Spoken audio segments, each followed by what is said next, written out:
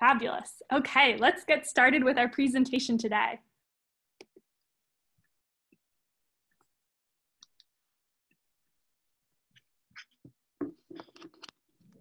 Hi everyone, welcome to Virtual Second Sunday.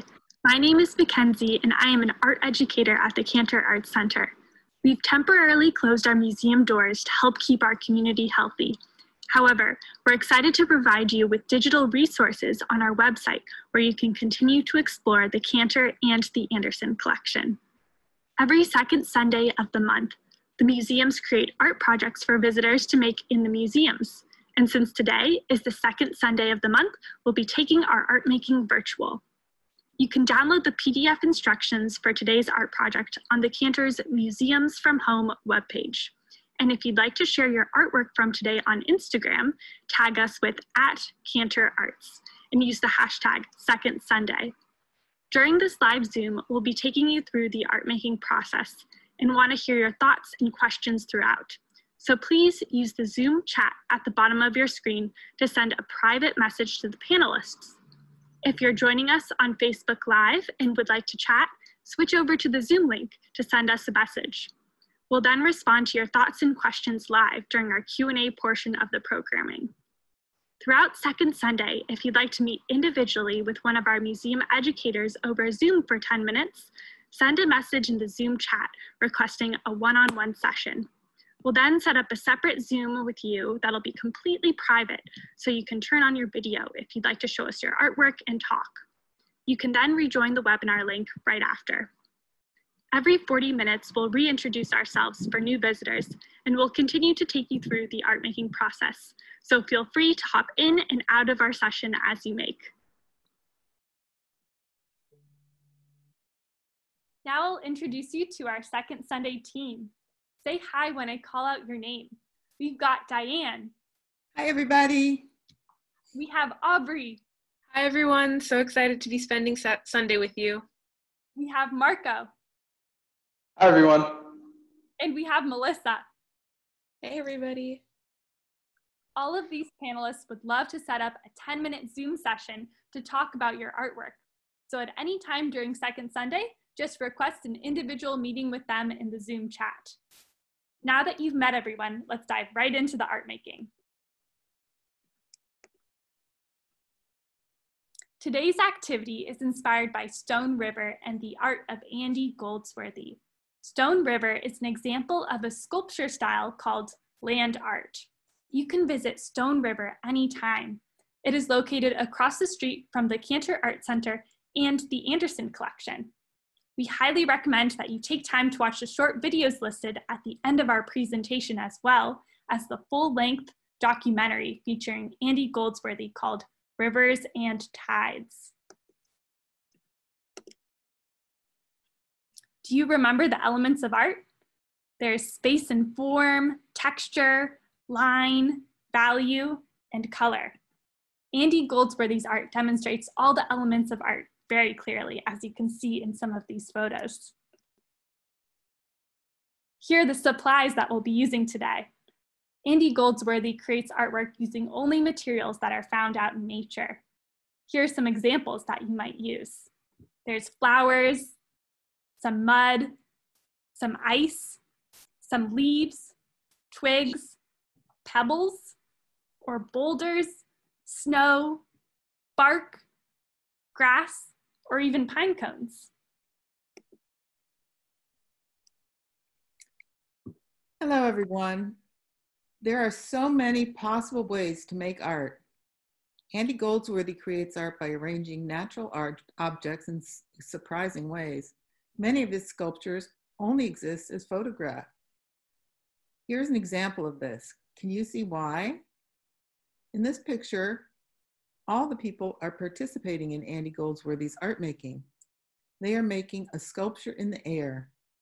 I hope you all will have lots of fun exploring this kind of art making.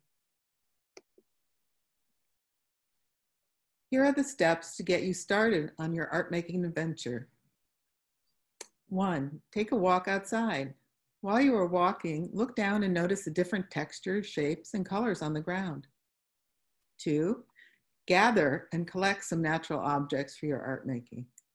Pick up only things you know are safe to touch, like rocks, sticks, tree bark, pine cones, leaves, flowers are good choices.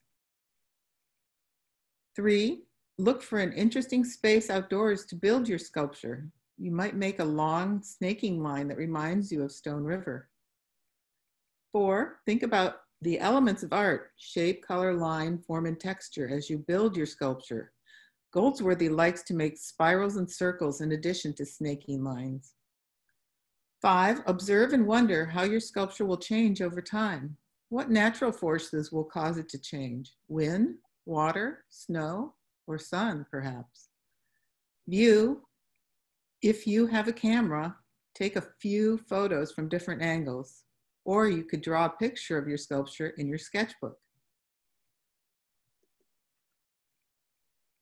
A good way to practice making forms is to work inside on the kitchen table with a variety of natural materials. Tabletop activities may also be easier for young children.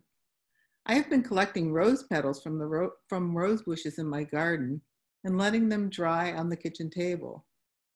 As I move the petals around with my hands, I am thinking about the shapes that Andy Goldsworthy used for his sculptures: the seed, the circle, the snaking line, and the spiral. Other readily available materials like dried beans from the kitchen or clean pebbles from outside would work well for tabletop practice.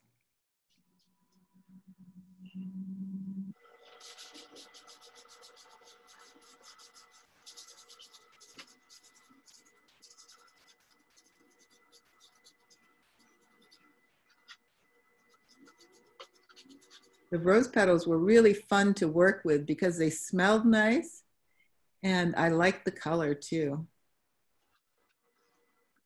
Be sure you collect something that you find fun to work with and something you can get a lot of material from.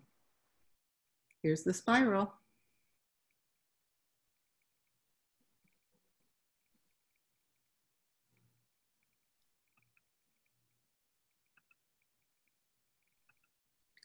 I think I know how Andy made this rock turn yellow. He covered it in wet yellow leaves.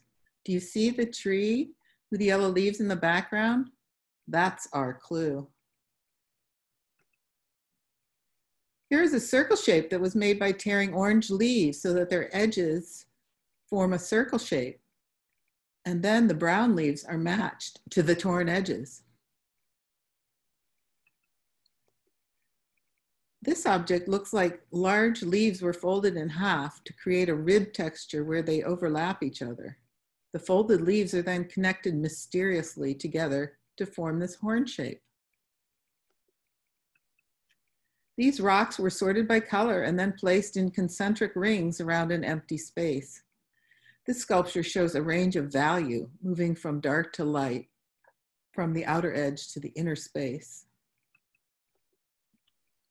Form exists in three-dimensional space. On the right, we see a seed-shaped form. It appears to be made of stone that has been carefully fitted together, much like Stone River. This artwork looks solidly made and will last for a long time in its environment compared to the leaf and ice artworks on the left. The balls of snow are circular forms that occupy positive space. The green leaves below create a circle shape by using negative space. Andy even traveled to the North Pole to make his art. Because he creates his artwork outside, he knows that it will, sooner or later, be reclaimed by nature. He considers transformation as well as photographs to be part of his art-making process. When you go outside, think about these examples of the elements of art: line, shape, color, space, and form, texture, and value. Also think about the elements of nature: air, wind, earth, water, fire. The color of the above artwork suggests fire or the sun. Also think about what will happen when you find wind and rain is coming. What will you do? What will you think? And what will happen to this land art? Hi, everyone. How are we all doing? Isn't it so amazing how we get to use nature to do art today? While you're making, your Art Educator team wants to give you some fun tips and examples. During this segment, you'll get to see videos of Mackenzie and I doing the project, as well as a special tour of an Andy Goldsworthy piece at Stanford. Please remember that you can request a private Zoom session with our lovely museum student educators at any time. There, you will be able to share your screen and talk with us directly. It could be helpful to talk about your ideas with an educator.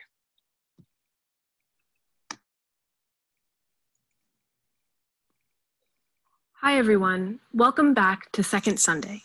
My name is Aubrey and I am an arts educator at the Cantor. I wanted to take you through how I did the project and also maybe go through some ideas that went through my head when I was making that might help you as well. The first idea that I want everyone to remember is that not all art happens in museums.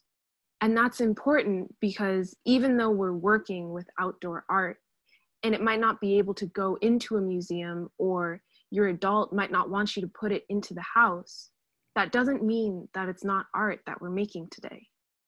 The second idea that I want you to imagine is I want you to really think about what shape you want your art to be.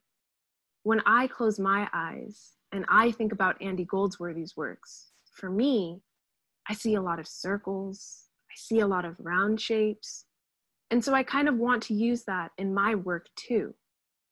I really want you to think about what shape your objects can make all together, okay?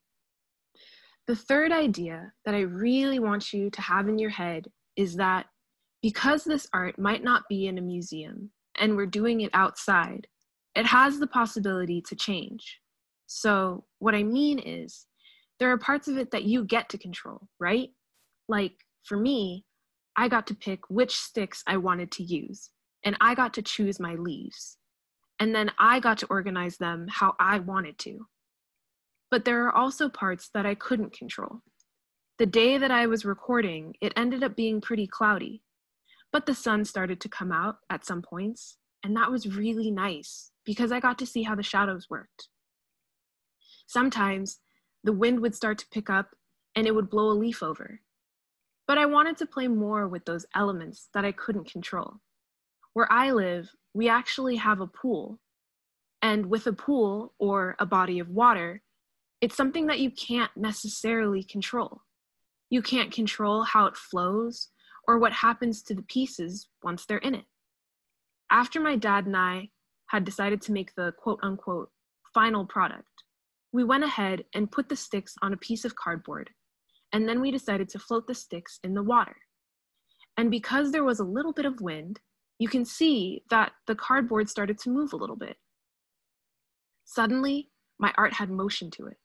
And it was cool to see the shadows underneath the water. I don't know if you can see the square of the cardboard as it's floating, but that was really wonderful as well. I do want you to remember that your art will change, and that's a good thing. And it's good to have elements that you can control and elements that you can't. Another idea that I want to share with you is that when you're closing your eyes and you're thinking about what you want your piece to look like, I want you to listen to what's going on around you. When I was picking up my pieces and I was making my piece, I got to listen to cars go by. I got to listen to birds chirping. I got to listen to the wind moving leaves and tree branches. And it was so calming. It was so nice to hear all of nature happening while I was making as well. And I think that even though I couldn't include all of those sounds in this video, it's a really important element of what you're doing. The last idea that I really, really want you to remember is to have fun with this. I was doing this project with my dad, and he's not the most patient man. So while I was sitting there, just kind of recording the shadows of the piece going through the pool and moving slowly, my dad got this idea that he wanted to see if he could make our art piece sink.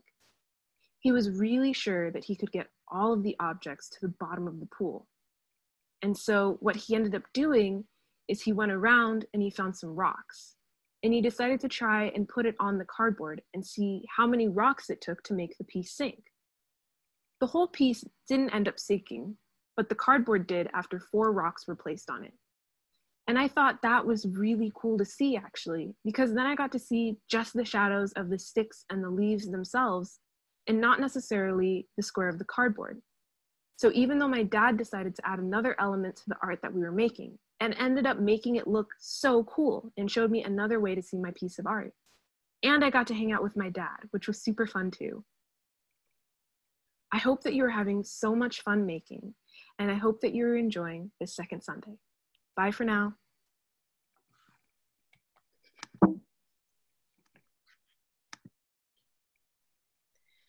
Now I am so happy to introduce Pamela, cameraman David, and faithful dog Teddy. Let's join them for a tour of Stone River.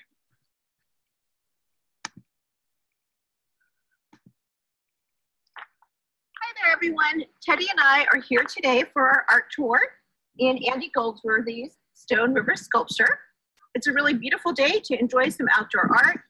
I've taken off my mask because it's safe, because no one else is in here with me. And I know, Teddy, you want me to have a mask that doesn't have cats, that has dogs on it, but that's the way it goes. Anyway, one of the things that I love about this sculpture, well, one of the great things about this sculpture is it's outside. So when the museum is closed, you can just come here and enjoy it. But I'm going to tell you a few things about this sculpture. It was made by an artist named Andy Goldsworthy. He actually came here to Stanford to make this special. You were saying that it reminded you, did you see a dragon, David? Looks like a dragon's tail to me. That's funny because I always thought it kind of looked like a snake or a fort. You know, sometimes forts are built out of stones like this. But these stones were found here at Stanford. They're from old buildings. And Andy decided to build it this way for this specific space. He makes things that are site specific. And what he really does that I think is amazing is he just finds things in nature like this stone, it's not a stone, it's a stick. Teddy, do you see the stick? No, Teddy doesn't want to build with the stick or eat the stick right now. But the thing that Andy does is he finds these things like sticks and leaves, and he builds with them. He creates really amazing pieces with found objects. It's actually a form of art called found object art, and in this case, things that are found in nature. Let's take a walk through it. Andy is famous for stacking rocks. Who would have thought that that was a form of art? I was actually going to look for some rocks to stack. And the other thing about this sculpture is that you can enjoy it daytime, afternoon, nighttime, and it will look different and feel different depending on how the light hits it. And he actually spent a whole day standing out here just looking at this piece to see how it looked at different times of the day. And, you know, I like walking through the art because I find it's really relaxing. Makes me feel happy if I'm stressed. So this is a great place to just walk. See what other things you can find to build with. More sticks right here. And I'm not really sure whether you can touch this piece. Now, of course, in museums, you can't touch the art. And you have to use kind of inside museum voices. But the thing about here is I think I can speak a little bit louder. And I probably can't touch the stone. You can speak as loud as you want. It's outside. Anyway, I hope that you'll be able to come here and enjoy this wonderful piece in front of the Cantor Art Center, and that you have fun today making some art and creating something special.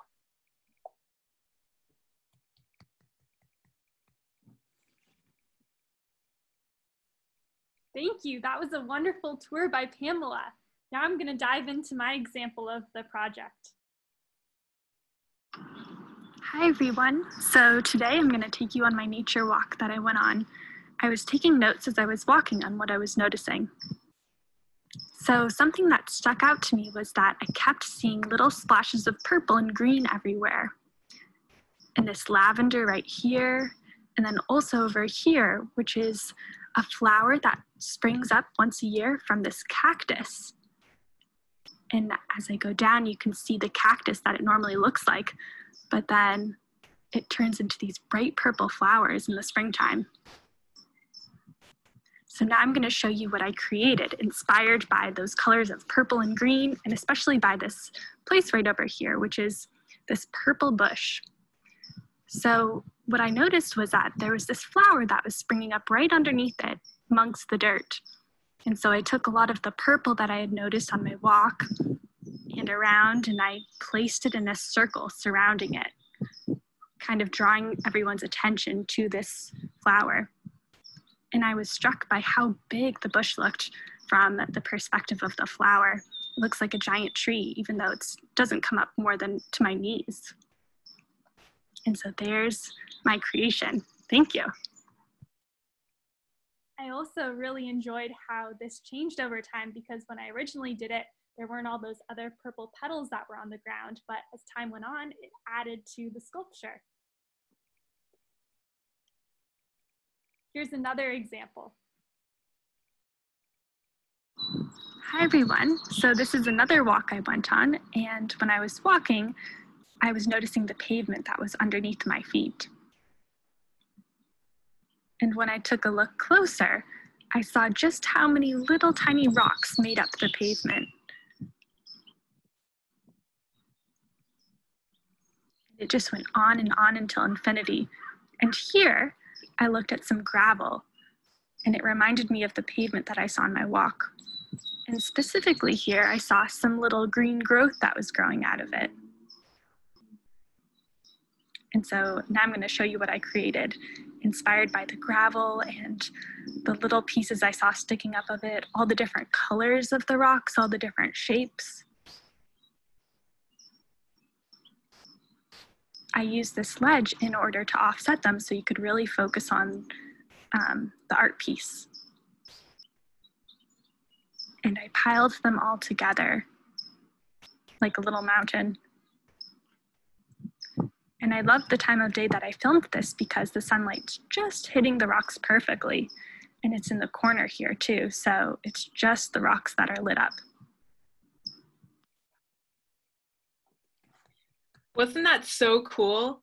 I really love how most land art is temporary, like what Mackenzie and I did. But then there's Stone River, and it's so permanent, right? Like it's never gonna go away.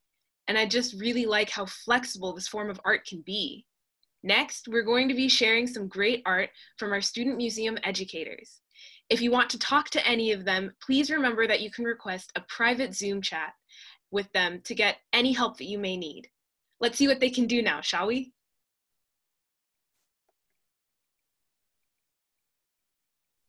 Here we have Melissa's artwork, and she's actually here today if you want to say a quick hello, Melissa. Hi everyone, I hope the art making is going well.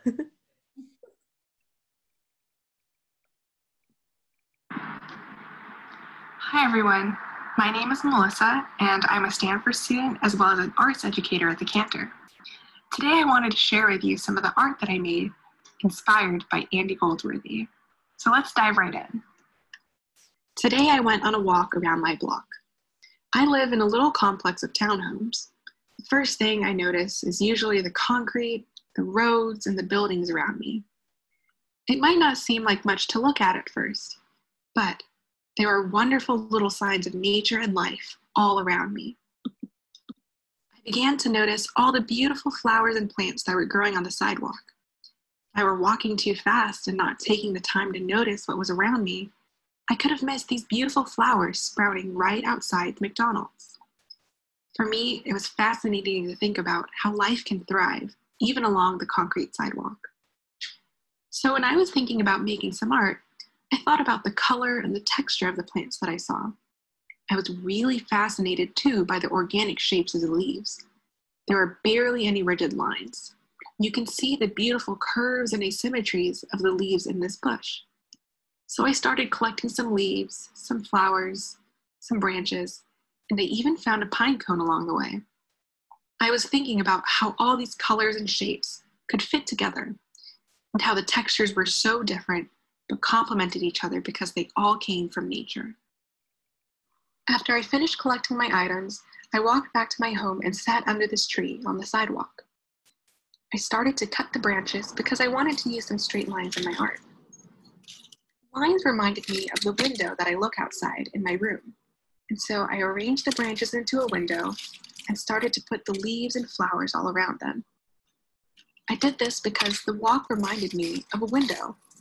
A window doesn't allow you to see this entire picture, but it does give you a snapshot or a glimpse of what really is out there. I didn't have to go far from home to appreciate life and beauty. It turns out that a walk around my block is a window into nature.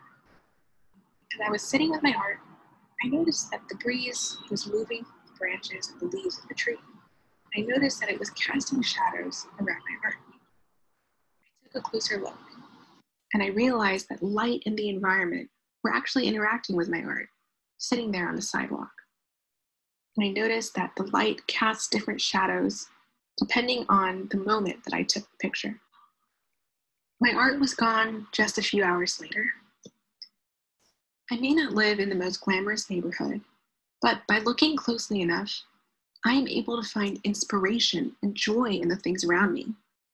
I was able to really look and wonder at my environment, and I got to meditate and reflect a little bit as I made my artwork. Thank you for joining me today. I hope that you and I can both remember that there is always beauty to be found for those who seek it out. Enjoy the rest of Second Sunday. Thank you so much, Melissa. Here we have another example, and this is by Marco, who's also here with us today. Marco, would you like to say hello? Hi, everyone. I hope you're enjoying your art making, and let's see what turns out. Here we go. Hi, everyone. I was on my way to my uncle's ranch to work on a project, something Andy Goldsworthy.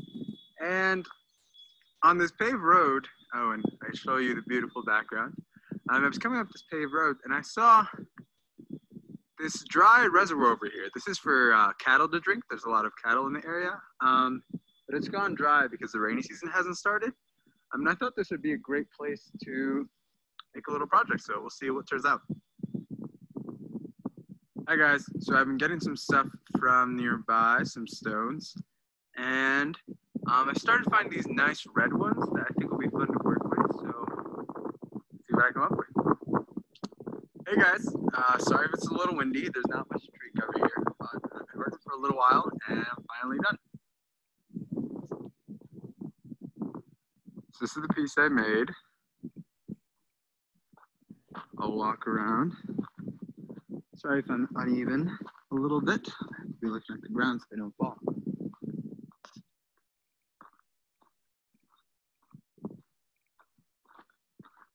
Might have been easier to make if I used any stone I found lying around, but I think the color really brings a nice feel to it.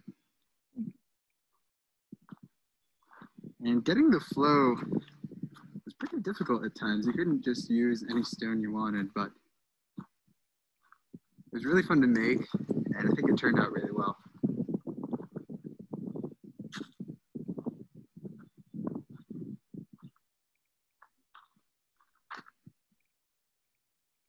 There we go.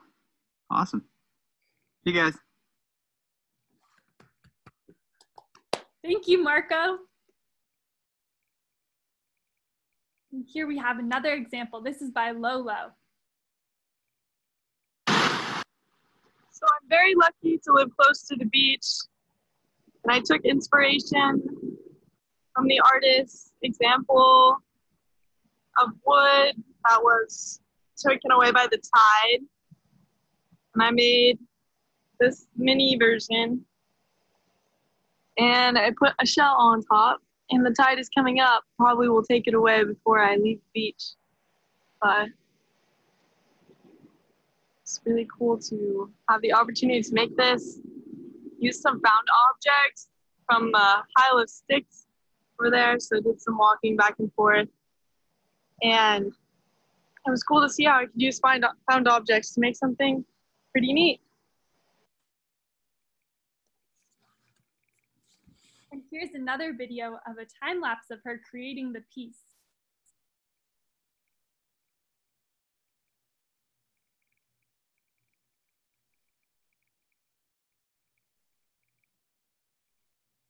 You can see her going back over to where she mentioned the sticks were, and she's building them on this pile here.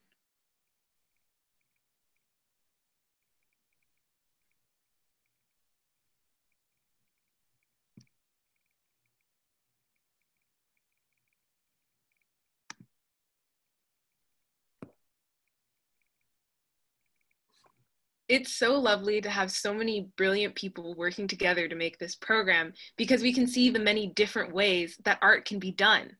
We'd love to see the artwork that your brilliant minds came up with as well. This session may be ending soon, but we are still here. If you're hitting any roadblocks with your project or want more tips and tricks, please be sure to request a private Zoom room with one of our amazing student museum educators that you just saw. For now, please enjoy this last video from Pamela and feel free to think of any questions you might want to ask us. It'll be great for our Q&A session.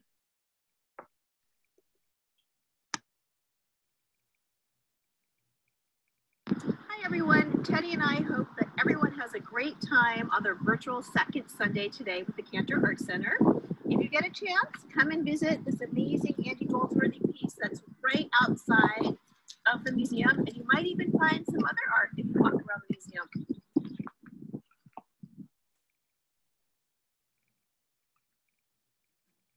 Awesome. So now we've reached the Q&A portion of our programming, where you can type your questions in the Zoom chat that's at the bottom of your screens, and we'll answer them live. If you're watching via Facebook Live, click on the Zoom link that's in the event description so that you can switch over to Zoom and chat with us as well. So I'll wait a few moments while you type your questions, and in the meantime, I'll also ask some questions for our panelists. So my first question I'll ask of Diane. Diane, what did you learn while doing this project? Well, let's see. I think I learned that if you focus on one idea of color or shape, or trying to create something that is a simple shape, that it really is effective in making something unusual in nature. And the biggest thing, I guess, is that I really appreciate how Andy Goldsworthy is so incredibly in tune with the nature around him. And that's really the secret of his artwork. He really is tied to a sense of place. He's lived in Scotland for years and years, and is very happy being at home and working on his farm. So even though he travels the world, his happiest place is right at home, where sort of we all are at this point. Thank you for sharing that. I'm also going to ask the same question of Aubrey. Aubrey, what did you learn while making this project? I don't know. I feel like in my head, nature has always been something that like you're able to look at and appreciate, but not necessarily work with. And so I think it was really awesome to get to pick up the sticks that I see on the ground all the time and try and make something that like I want to add to nature instead of just like being an outsider looking in on nature. I thought that that was really special. Definitely. And now I'll take it over to Marco and Melissa. What did you guys learn while doing this project today? Anything you'd like to share? Yeah, I learned that you have to have a lot of patience when making a piece, because when I decided, hey, I'm going to use only the redstones because I think it'll look super cool, they got kind of scarce after a little while. So I had to persevere and keep looking for the redstones so that the piece could look really well. And it probably took me longer to find the stones than to actually form them into the river flow. So yeah, patience. That's wonderful. Yeah, I feel like going on the walk itself too kind of slowed everything down for me as well. And I kind of was able to find that patience and really take time in making the art project too. We have some questions from the Zoom chat, and I think Diane would be the perfect person to ask. So Diane, the first question is, how do you connect two leaves together, or maybe say petals? Would you use a toothpick maybe, or ice cubes? What do you think? Okay, so I do have an answer to this question, because I sort of had the same question in mind when I was watching the documentary Rivers and Tides, which is excellent. I recommend it to everybody. Andy actually used the stem of the leaf to connect one leaf to the other to make a long string of leaves, and then he floated them in the river. I saw him do that once. And also when he connects ice cubes together, he actually is in such a cold environment that he's using icicles, breaking them, licking the icicles or using his saliva to connect them together, and then they refreeze instantly because he's outside. I think if you were to try to do that at home, you'd have to use maybe a cookie sheet with some ice cubes on it and then wet the ice cubes in between and put them back in the freezer. And then you'd have a temporary ice sculpture. But yeah, he doesn't use anything that's not found in nature. So you could probably, instead of toothpicks, use small twigs that you would collect for your connectors. And then you could connect flowers and petals. And then we have one more question that I think you can answer, Diane, and it's, when selecting found objects to use in the art, should we limit the distance from the art that we locate the objects to use? So I think the question is asking, like, how far should they go to find the pieces that they're using in their art? I think as far as you're comfortable going is fine. Sometimes if you, just look around where you are and see what you can make to respond to the closest area you are. There's no limit to how far you have to go. Sort of just keep in mind that you can, like Lolo did, sort of walking distance away, so you can get back and forth pretty quickly. If you need a supply of rocks, then you want the rocks to be pretty close to where you're building so you don't have to carry them very far, like Marco did. And so that would be the only consideration, is just how long it takes you to transport the items to where you're building. Thank you so much, Diane. Those were super helpful answers. You're welcome.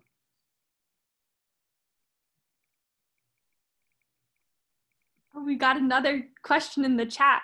It seems like it's from Trebuchet. Trebuchet would like to know, now that you all have made outdoor art in the summer, what sorts of outdoor art would you like to try making in the winter or in snow? Interesting. I feel like in California, winter isn't that much different than summer. It's just more cold. But I think maybe because it's more rainy, it'll be fun to play with, like, I don't know, having dry space around wet space. So like Andy Goldsworthy did this really interesting piece where he laid down on the ground when it was raining. And when he got up, he had like a shadow because, right, he'd like made all this different, he had a body shaped shadow basically where it was dry and then the rest of the ground was wet around him. So maybe that could be fun to play with. Also, if it wasn't raining too hard, I think it'd be really fun to lie out in the rain and have the raindrops hit you like that. And it would be just a fun experience. I'd like to try. Yeah, a super fun thing is if you do live in a place where it snows, or you can go there.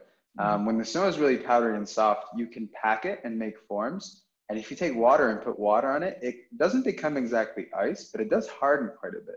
So you could make a cool ice sculpture using snow and water. That would be fun too, yeah.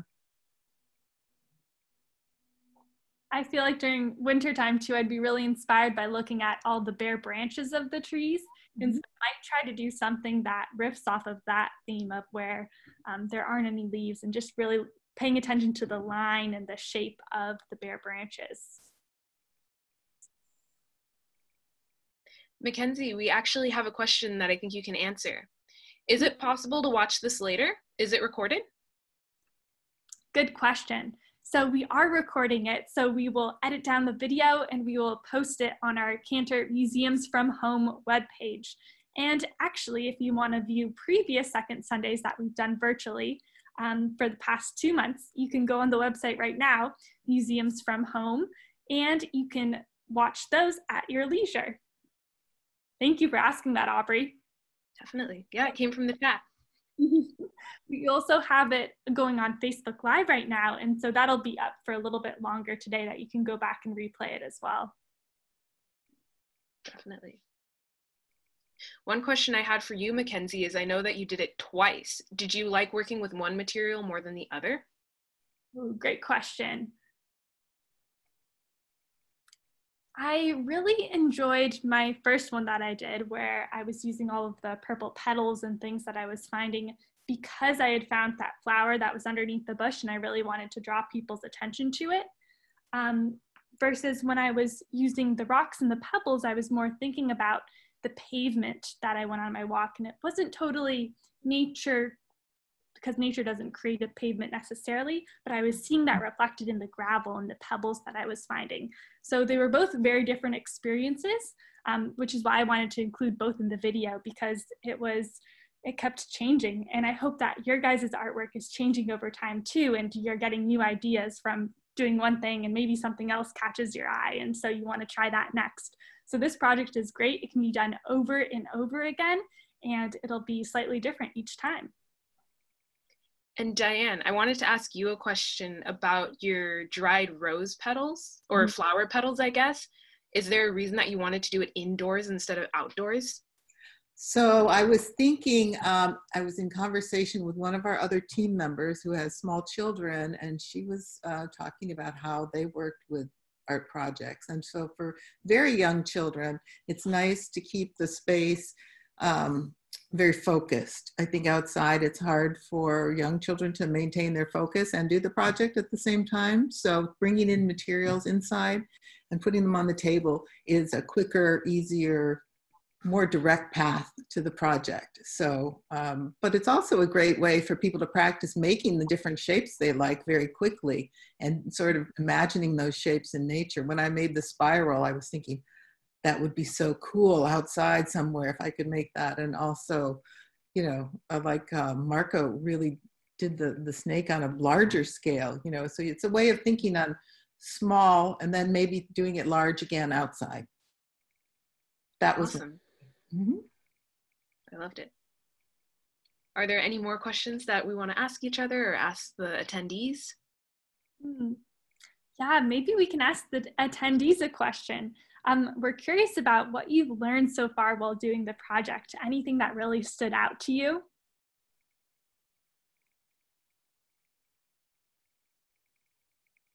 And while we're waiting for responses from the attendees about what they've learned, I also was going to ask Marco and Melissa some questions too. I was curious if you could do the project differently now, what would you do differently?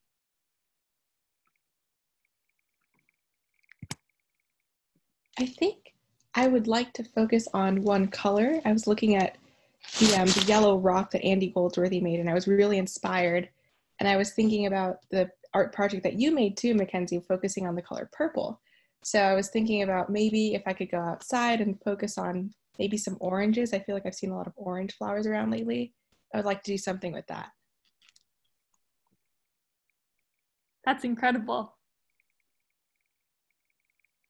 I think I would really enjoy maybe making like the snake longer or building wide or tall just to make like a larger piece that could be seen from further away.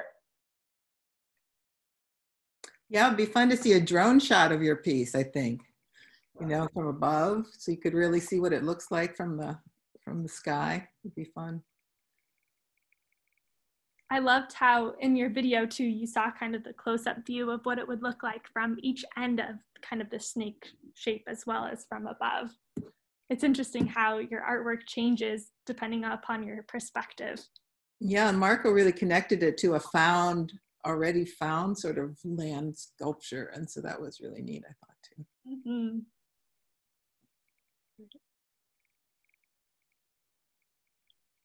Awesome.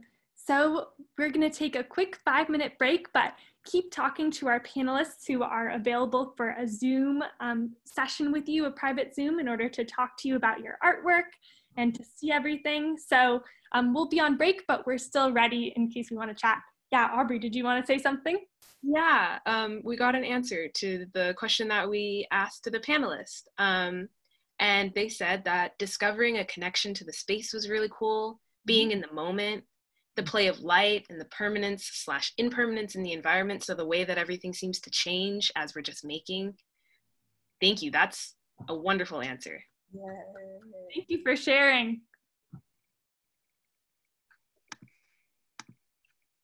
Thank you. So we just wanted to tell everybody, thank you so much for joining our session today. We had such a wonderful time hearing about your comments and what you've learned from the art making process. And I hope you guys are inspired by Andy Goldsworthy's artwork, specifically Stone River and all of the other examples that we saw today. It's incredible to see how nature is its own kind of artist as well. And so I wanted to say goodbye to you and thank you, and then also let our other panelists say goodbye and any last words they'd like to share too. Thank you so much, everyone. This was so much fun. And I really enjoyed getting to read your comments and your questions. It was great for me. So thank you. Thanks for joining us, everyone. Second Sunday is for everyone, and everyone is welcome here. So thanks for joining us. Hey everyone, thank you for joining us. I hope you enjoyed this, and I hope you know how to make a new art form now. Hi, everyone. Thank you for joining us today. And I hope to see you next month at July 2nd Sunday. Thank you, everybody. And a big shout out and thank you to all our panelists here today who helped make this possible. And to Pamela, too, who wasn't here right now, but who submitted her video as well, and Lolo. Definitely. Okay. Bye, everyone. Bye. Bye.